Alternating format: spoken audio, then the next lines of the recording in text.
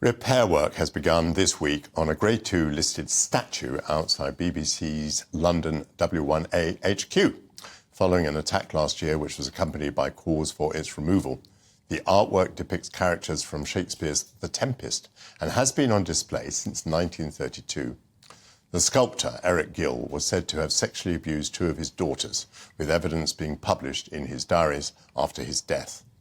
A number of 19th and 20th century artists' works have also recently come into question as controversial information has emerged, including about the lives and loves of Pablo Picasso and Paul Gauguin and the anti-Semitism of Richard Wagner. Can we, in good conscience, separate the life of the artist from the art?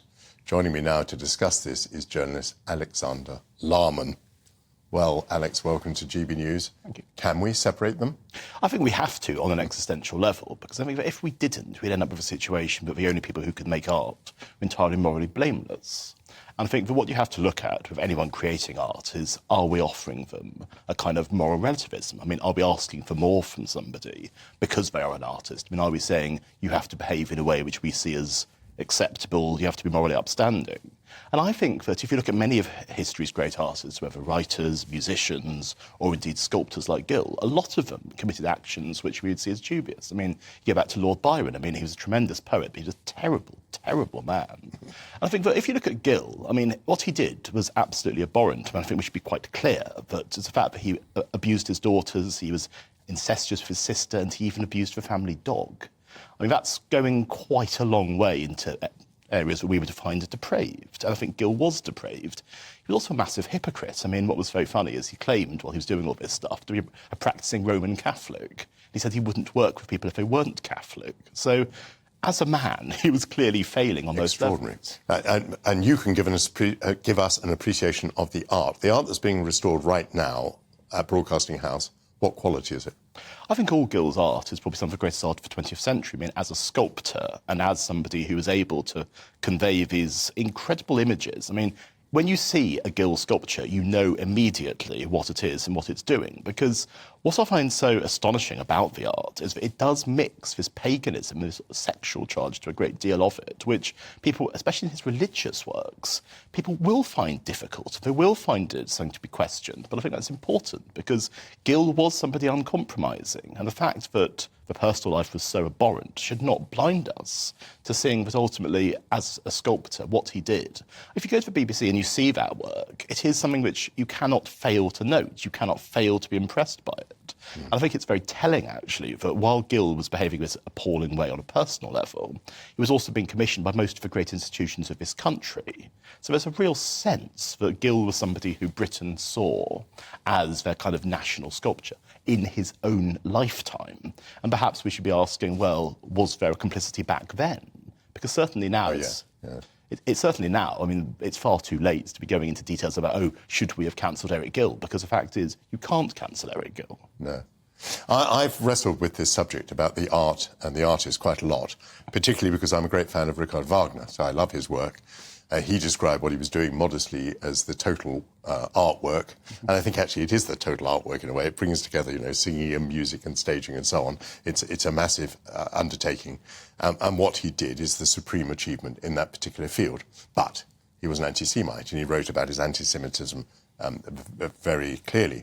And then it gets even more difficult because some people think that the anti-Semitism is also in the work. So they think that, you know, a character like Beckmesser is Mendelssohn. You know, they almost sound the same, Beckmesser, Mendelssohn. Yeah. They think that Mime in the Ring Cycle, the way that he babbles, may be a sort of very cruel taunting of Jewish people. So these are real problems. And I don't want to make life easy for myself. I don't think I can just say, oh, well, I know he was an anti-Semite, but, you know, lots of people were at that time. And it's not in the work, or it's not very much in the work, so I can overlook it. So I think, you know, people who like these artists' work, I think we should be made to suffer a bit. Do you know what I mean? We should be made to go through the process of justifying to ourselves how we can accept these people's work. Well, I mean, I've been collecting Gill's pictures and Gill's books for years, and I've got quite a nice collection at home now. But there is a part of me that feels, am I doing something in some obscure way which is leading to human misery? I mean, is there an argument for saying that people like me should not be collecting the artwork of Eric Gill because he did behave in this way which caused all this unhappiness?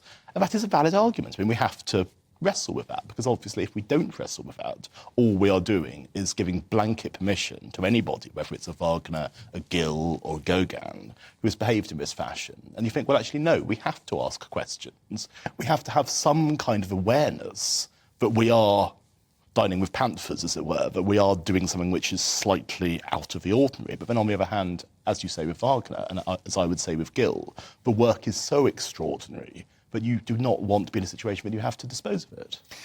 I wonder whether it's affected by the passage of time. I mean, I imagine most of us are not particularly troubled when we see a Caravaggio by the fact that he killed a man. Some of us may be worried about Paul Gauguin, who had relations with women who are underage. Pablo Picasso, well, he just had lots and lots of women, and I think also they're queued up to be his muses. But coming through to the modern day, how do we feel about Michael Jackson, for example? I think his music is still played, is it not? Well, there's been a lot of arguments about many of these musicians, I mean, including some alive, who have had, relations with underage girls. And the fact is that back in their heyday, this was seen as quite normal behaviour. Now, of course, that would be seen as abuse, and rightly so. But does that mean that these acts, we shouldn't listen to their music anymore? And I think that in the case of Jackson, it's still very much up in the air, the extent to which he was an abuser himself, the extent to which he was abused. I mean, it's a classic man hands on misery to man in his case, isn't it? So then we got Roman Polanski, Woody Allen. I maybe shouldn't put those two directly together, but there are big questions about both of those people. So it isn't, we're not just talking about canvas, we're not just talking about statues, we're talking about all works of art. I was talking about music and stage drama before. The issue is very interesting, isn't it? Do you feel that you and I, who want to sort of hold this line, that we are succeeding in doing so? In other words, are we succeeding in not getting art cancelled when it is very good art, even when it's by very bad people? I don't think we are in the long term, and I think what's frightening is that the calls for cancellation are growing louder and louder and louder. And in the case of Polanski and Allen, it's more or less worked. So you can see that living people who have obviously, in Polanski's case, have actually been convicted of crimes. In Allen's case, never convicted, but there has been considerable rumour and hearsay and so on. There is a sense now that these people are seen as abhorrent and will be pushed out of the mainstream. But when you go back to Gill, or indeed Stanley Spencer, who's been in the news recently for being racist and for his artwork being taken down in Cambridge, and you think to yourself, well, where's it going to stop? I mean, should we have a policy that you've got to be seen as somebody who would pass the purity test? But then if so, what is the purity test? I mean, who's going to be administering it? And I do think, as I was saying earlier, that artists, to an extent, have to be viewed as these figures outside of society. They can't be viewed as people who are seen as purely subject to the same rules as everybody else. But then perhaps that's the wrong way of looking at it. Perhaps everyone should be seen as people who have to be behaving to a certain moral standard. And if Gill sleeping with a family dog made him a better artist, we should still say, perhaps it'd be better if you didn't sleep with a family dog. Man's best friend. But talking about a purity test, I mean, that's always supposing that we have full understanding of these things. I mean, people do have private lives. Their private lives don't always emerge.